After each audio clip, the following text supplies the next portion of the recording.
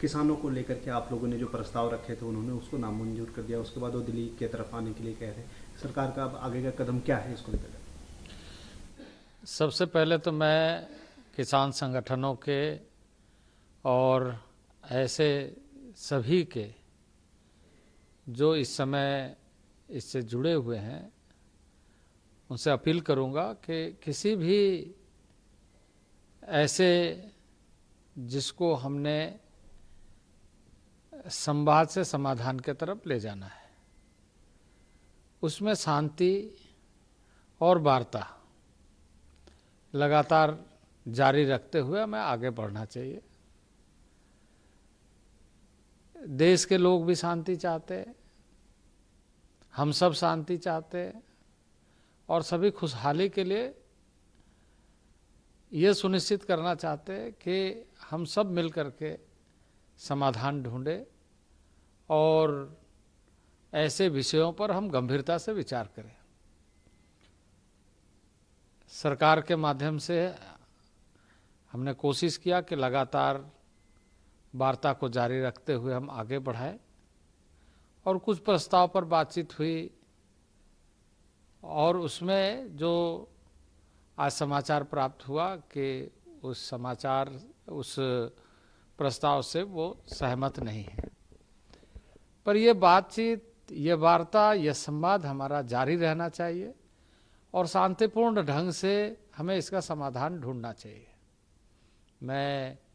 Appeal करूंगा वैसे सभी संगठनों से जो इस तरह की बातों को और इस तरह के माहौल को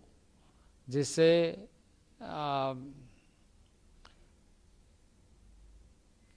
हम सब के लिए और जिसे हम ये कहें कि एक इस तरह का वातावरण जो हम सब के लिए एक तरीके से अच्छा नहीं होता है। हम लगातार सरकार के माध्यम से चिंता कर रहे हैं कि इस देश के अन्नदाता किसान के लिए बेहतर से बेहतर कैसे हो सके। सबकी अपनी सोच है,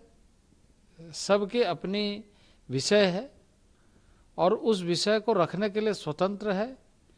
और उस विषय को रखते समय चर्चा के दौरान किसी की नाराजगी होना भी स्वाभाविक है। पर इसे हम हल के रास्ते पर ले जाने के लिए लगातार ये कोशिश करना चाहिए कि हमारा संवाद बना रहे, हमारी बातचीत का दौर जारी रहे और इसे हम लक्ष्य तक पहुंचाने के लिए दोनों तरफ से या ऐसे सभी को सहयोगी बनाते हुए हम आगे बढ़े, जिससे हम ये सुनिश्चित कर सके कि सभी के हितों की चिंता हो रही है। सर, जब बातचीत के टेबल पर आप लोग बैठते हैं तो कई बार लगता है कि सहमति बन गई है जब बाहर निकल के बातचीत, लेकिन एक दो दिन का समय जैसे बीतता है तो किसान संगठन कहते हैं कि हम खारिज कर रहे हैं सरकार का प्रोग्राम। तो ऐसा लगता है कि आगे भी आप बातचीत के लिए तैयार है? अगली चार दौर की बात हो चुकी है। देखिए ऐसा है, हम अच्छा करना चाहते हैं और अच्छा के लिए कई सुझाव आ सकते हैं और अच्छे सुझाव का हम हमेशा स्वागत करते हैं, लेकिन उन सुझावों को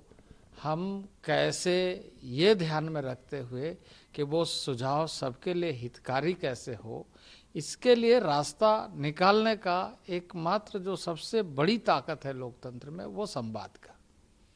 उसके माध्यम से और मैं कहूँगा कि मैं जैसे पहले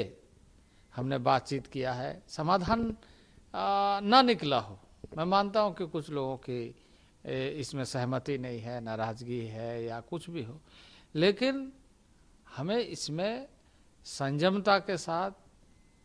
इस बात को ध्यान में रखते हुए कि हम ऐसे समस्या या ऐसे विषय या ऐसे सुझाव को हम एक रचनात्मक दृष्टि से देखते हुए हम ध्यान में रखें और कोशिश ये करें। और हम जब इसमें लगातार इस तरीके से चर्चा करेंगे तो आगे हम बढ़ेंगे। क्योंकि हमारी लोकतांत्रिक ताकत यही है कि हम अपने विषयों को सही ढंग से रखते हुए हम उस पर लगातार संवाद बनाए रखें। तो मैं अपील करूंगा सभी लोगों से कि वो ऐसे समय पर संयमता से काम लेकर हम अपनी वार्ता को जारी रखें और इस जो विषय जिसको हमारे भाइयों ने उठाया है उसका समाधान करें। आप लोग गंभीर है उसके लिए, लेकिन सरकार है दिल्ली की तरफ आने के लिए तैयार है 5वें दर की बातचीत के लिए, क्या बातचीत चल रही है? देखिए ऐसा है, मैं यही अपील करता हूँ कि फिर हम लोग बैठेंगे, फिर चर्चा करेंगे और एक बार में समाधान नहीं होता,